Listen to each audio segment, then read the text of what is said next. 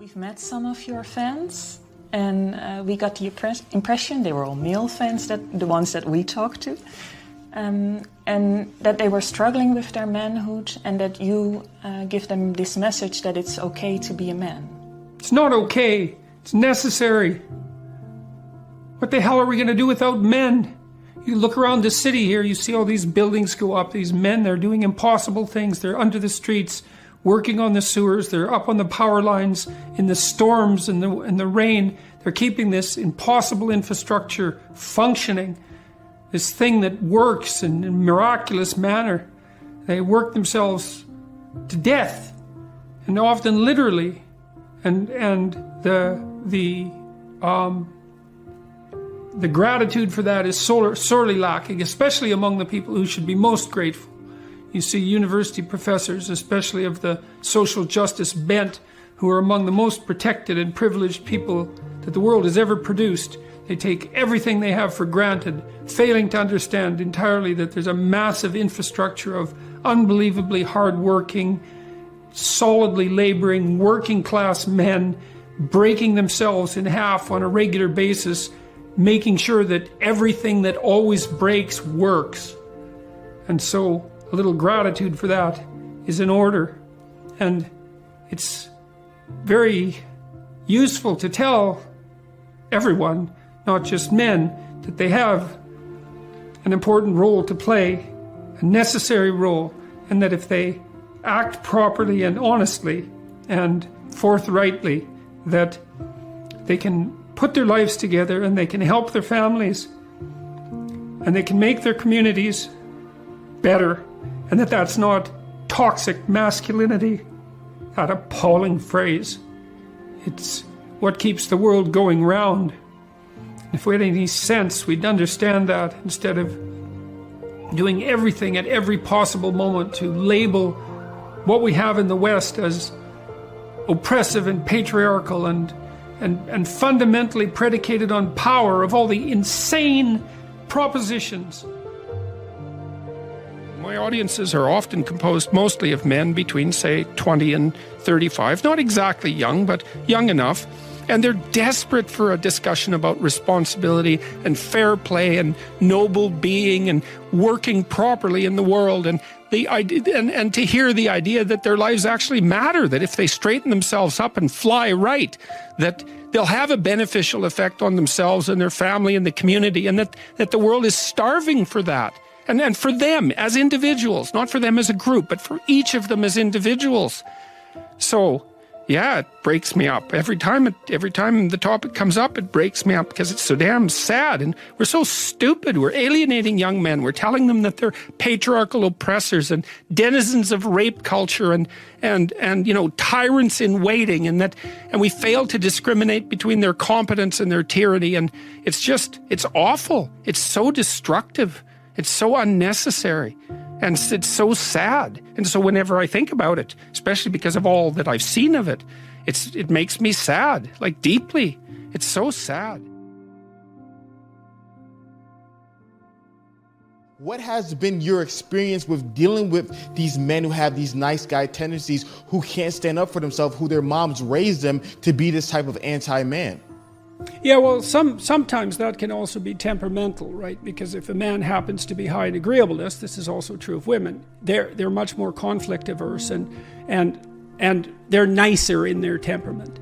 So if you get an agreeable boy, let's say, who also has a doting mother, then you might have that problem. There's other ways of having that problem, but that's one way.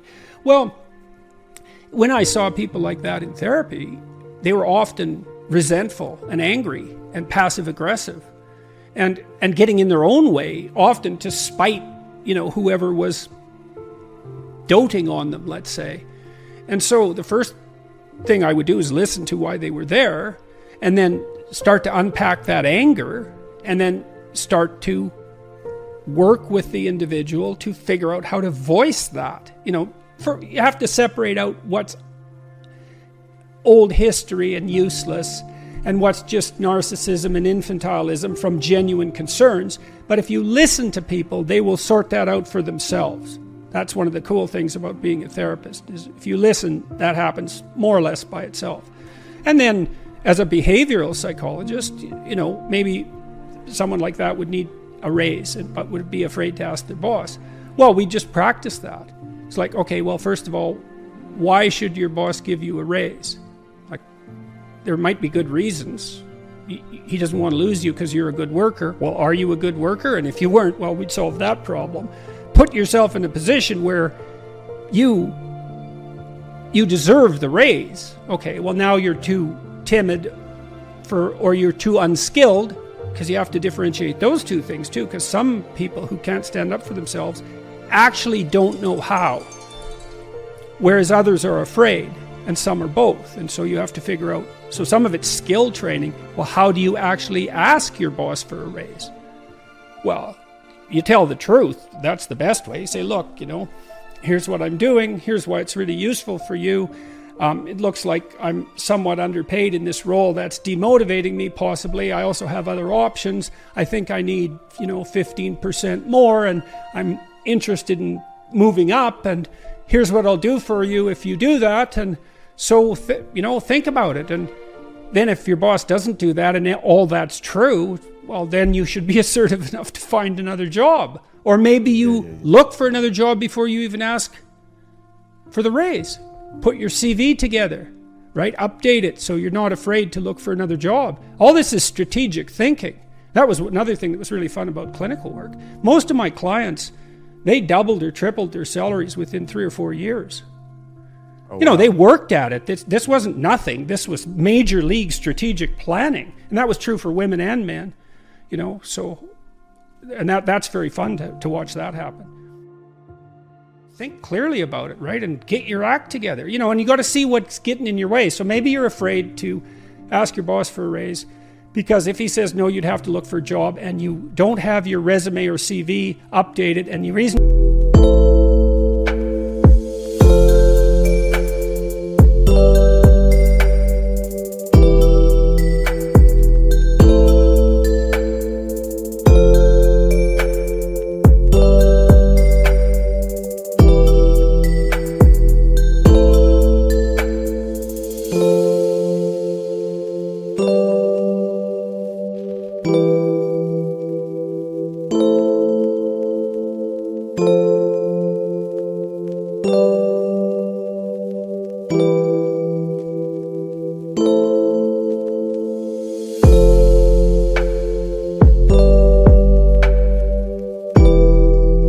you don't have it updated is because you're embarrassed about the lacks in it, and you don't want to face the lacks because then you'd have to see how you didn't get educated properly because you were useless, and you'd have to take steps to rectify that, and it's a real mess down there, right? Yeah. The reasons you're not asking. So we'd lay that all out and then say, well, you're embarrassed about your resume. Well, update it and let's take a look at it.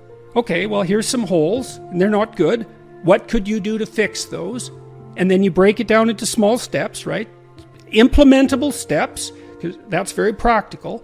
So that's a good thing to know. If you have your sights set on a goal, you'll move towards it if you break the steps down small enough so that even someone as useless as you will do it.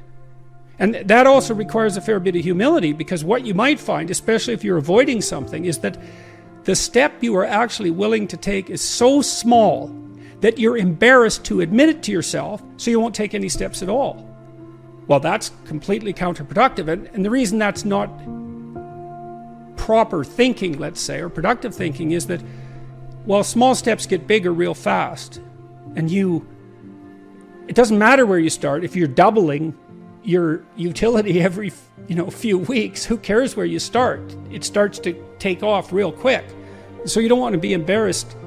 You don't want to be so embarrassed by where you are that it stops you from becoming who you could be. And that's tough. It can be that's real tough. I'm not making light of that. I see exactly why people avoid, but it's not a good solution. Look, last night, I was at this talk I gave, and about 1,000 people came, and about 500 of them stayed afterwards, and most of them were young men, and just one of them after the other comes up to me, and they shake my hand, and they say, look, I've been listening to what you've been saying for 6 months, and it's changed my life. It's like I was depressed, I was addicted.